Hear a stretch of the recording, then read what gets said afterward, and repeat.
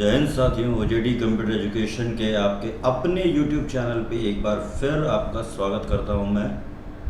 और मैं फिर हाजिर हूं आपके पास एक्सेल के एक बेहतरीन टॉपिक के साथ में। यानी हम डिस्कस करने वाले हैं आज की क्लास में डेप्रिसिएशन मेथड। जी हाँ, डेप्रिसिएशन मेथड क्या है, कैसे काम करता है और क्या चीज़ें हैं। दोस्तों, डेप्रिसिएशन मेथड बेसिकली आपके फिक्स्ड एसेट्स पे काम करता है। आपकी कंपनी के जो भी एसेट्स हैं, लाइक मशीनरी है, ऑफिस एसी है या अदर ऑफिस इक्विपमेंट्स हैं, तो उनको हम लोग कभी ना कभी क्या करते हैं, ख़रीदते हैं। ख़रीदने के बाद उसकी एक टाइम, एक लाइफ के बाद उसको बेचने की कोशिश करते हैं और ये पता नहीं होता है कि वो कितने में बिक जाएगा। तो आइए आज हम लोग प्रैक्टिकल करेंगे और समझेंगे कि डेप्रिसिएशन मेथड कैसे काम करता है।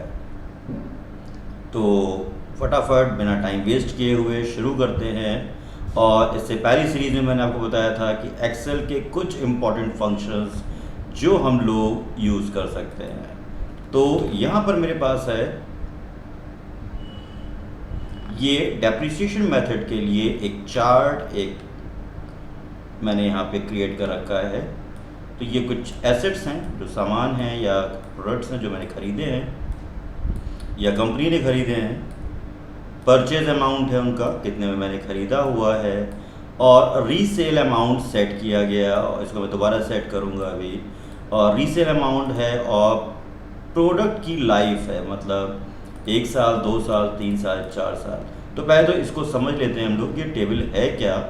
और सपोज़ मैंने आपसे कहा कि मशीनरी जो कि मैंने 85,000 में ख़रीदी है, जिसको रीसेल करने पर 29,750 रुपये मिलेंगे, और अगर ये 5 साल के बाद की कीमत है इसकी, अगर ये सामान मैं दूसरे साल में यानी सेकेंड ईयर 2 साल के बाद बेच दूँ तो मुझे क्या यही रुपए मिलेंगे,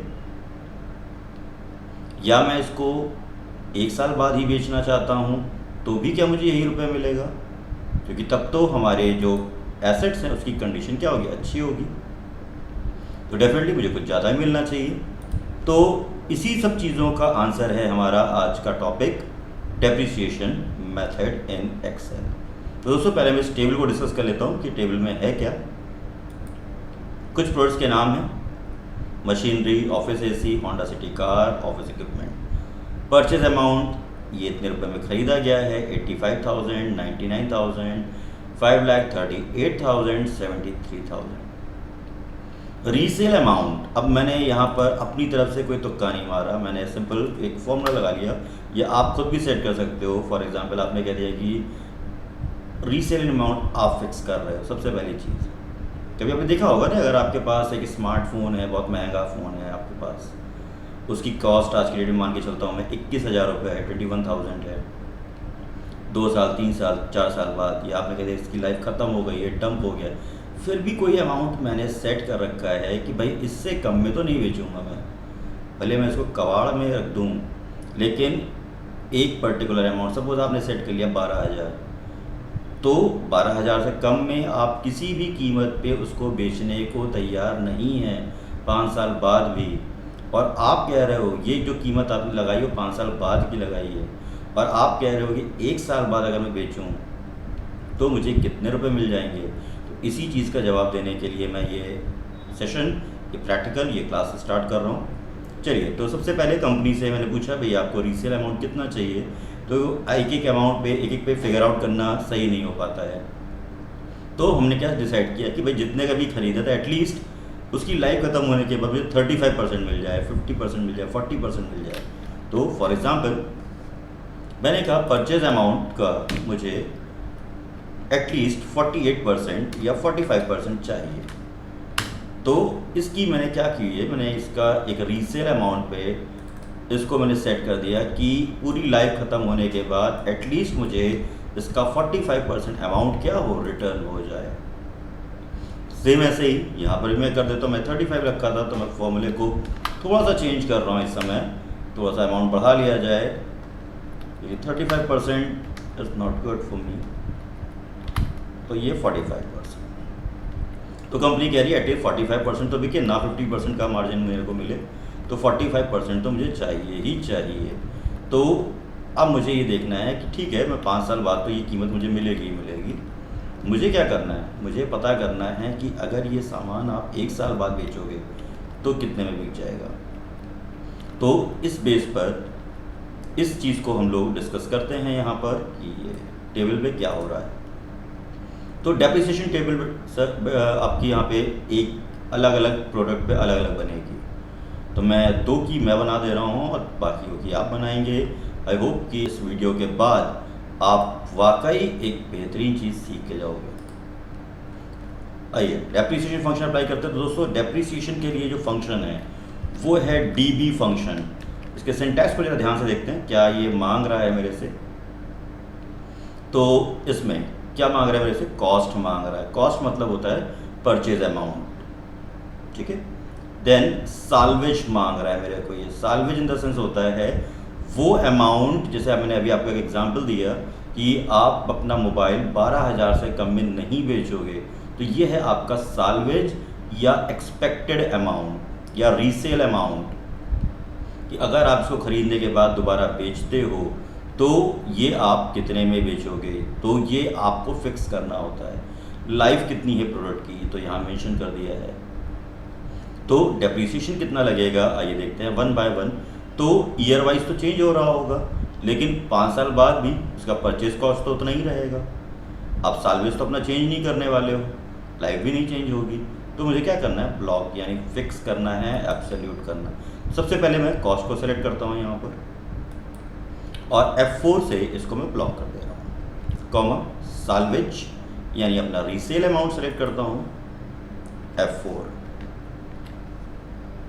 देन कॉमा लाइफ, तो मैं यहाँ से अपने प्रोडक्ट की लाइफ सेट करता हूँ F4, कॉमा पीरियड मतलब ईयर, एक लास्ट ब्लॉक हमें चाहिए, पीरियड मतलब ईयर, जी हाँ पीरियड मतलब ईयर, और एंटर करिए।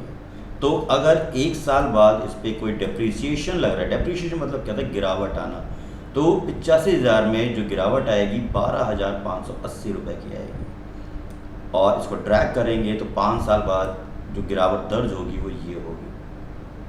दोस्तों ये फंक्शन ख़त्म नहीं हुआ है, फंक्शन अभी मेरा शुरू हुआ है। तो फिर से करते हैं हम लोग, इक्वल साइन DB, कॉस्ट लिया मैं किसके लिए निकाल रहा हूँ, ये डेप्रिसिएशन टेबल मैं बना रहा हूँ मशीनरी के लिए, F4, कॉमा साल्वेज यानी आपका एक्सपेक्टेड अमाउंट, कॉमा लाइफ आपकी नहीं सॉरी प्रोडक्ट की, कॉमा ईयर, एंटर। तो अब कंपनी का काम शुरू होता है। कंपनी कह रही ठीक है भाई, मैं 1 साल बाद बेचूंगा तो मुझे कितने रुपए मिल जाएंगे। तो मैं कंपनी को बताने जा रहा हूँ, इक्वल साइन परचेज अमाउंट में से, बहुत ध्यान से देखिएगा, परचेज अमाउंट में से डेप्रिसिएशन घटाया, तो पहले साल में अगर ये कंपनी अपनी मशीनरी बेचेगी तो उसको मिलेंगे 72,420 रुपये। अच्छा चलिए, कंपनी मना कर रही है, वही हम 1 साल और चला लेंगे, अगले साल में बेचा जाए तो कितना मिलेगा, तो बस यहीं से ध्यान देना है आपको। अब अगला जो डेप्रिसिएशन यानी सेकेंड ईयर का जो डेप्रिसिएशन है वो लगेगा आपके प्रीवियस ईयर के अमाउंट पर, क्योंकि अब 1 साल बाद कीमत कितनी रह गई है, 72,420, माइनस करते हैं और सेकेंड ईयर का डेप्रिसिएशन माइनस किया, तो अगर ये मशीनरी आप 2 साल बाद बेचते हो तो इतने रुपए की बिक जाएगी। और यहाँ से ब्लैक पॉइंटर से ट्रैक कर सकते हैं आप सेकेंड ईयर से। अब अगेन मेरा क्वेश्चन वही रहता है, अपने आप को वेरीफाई करना बहुत ज़रूरी है। तो मैंने ये सारा काम आपको करके दिखाया, ये सही था कि गलत। तो इसका कंफर्मेशन आप कैसे लोगे, इसका कंफर्मेशन आप लेंगे अपने रीसेल अमाउंट को चेक करिए, जो आपने लास्ट ईयर में आपको कितना मिल रहा है, 38,160, और आपने क्या सेट कर रखा था, 38,250। तो एक नियर बाय वैल्यू आपके पास आ रही है, ठीक है। तो एटलीस्ट जो एग्जैक्ट अमाउंट जो मिल सकता, तो ये नियर बाय वैल्यू अगर आ गई है तो मतलब फॉर्मूला सही चल रहा था। तो मान चलिए कि 200-300 रुपये का डिफरेंस आता है तो वो अपना रहता ही रहता है। तो ये मैंने बनाया किसके लिए है, यहाँ पर ये मैंने टेबल बना रखी है मशीनरी के लिए। आइए एक टेबल जल्दी से आपके लिए और बनाता हूँ मैं, क्योंकि मैं जानता हूँ अगर वीडियो की लेंथ बढ़ जाती है तो आप बोर होने लग जाते हैं। एक बार फिर लगाते हैं DB फंक्शन।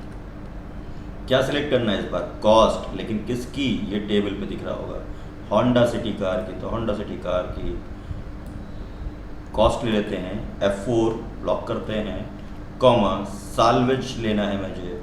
साल्वेज यानी होंडा सिटी कार मिनिमम बिकेगी इनकी 2,42,100 रुपये में, एक कर देते तो एक शगुन भी हो जाता है इनका, कॉमा लाइफ, इसकी 10 साल है लाइफ, कॉमा लाइफ 1 ईयर। तो 1 साल बाद इसमें जो गिरावट आएगी वो होगी 41,426 की, और ये पूरे 10 साल का डेप्रिसिएशन चार्ट मेरे हाथ में इस समय कंपनी का। रीसेल अमाउंट पता कर लेते हैं कितना मिल जाएगा। अगर वो पहले साल में कंपनी अपनी कार बेचती है तो मैं होंडा सिटी के परचेज अमाउंट में से, फिर से बोल रहा हूँ, होंडा सिटी के परचेज अमाउंट में से मैं माइनस कर रहा हूँ फर्स्ट ईयर का डेप्रिसिएशन, तो पहले साल में ये भी जाएगी 4,96,574। सेम वही चीज़ 2 साल में। अच्छा चलिए निकालिए 4 साल बाद कितने की बिकेगी, तो बहुत आसान सा है, सिंपल। बस सेकेंड ईयर पे ध्यान देना होगा, जब दूसरे साल का डेप्रिसिएशन पे अमाउंट निकालेंगे रीसेल अमाउंट, तो आपको लास्ट ईयर का रीसेल अमाउंट से माइनस करना होगा करेंट ईयर का डेप्रिसिएशन, और यहाँ से आप चाहो तो ट्रैक कर सकते हो। और वेरिफिकेशन के लिए मैंने आपको बताया तरीका। वेरिफिकेशन कैसे होता है दोस्तों, हर आपके लास्ट ईयर का जो साल्वेज अमाउंट है यानी रीसेल अमाउंट है वो आपकी टेबल के उसमें नियर बाय आना चाहिए, इसमें 1000 से लेके 1200, 1500, 900, 100 रुपये का, 1 रुपये का डिफरेंस हमेशा रहेगा।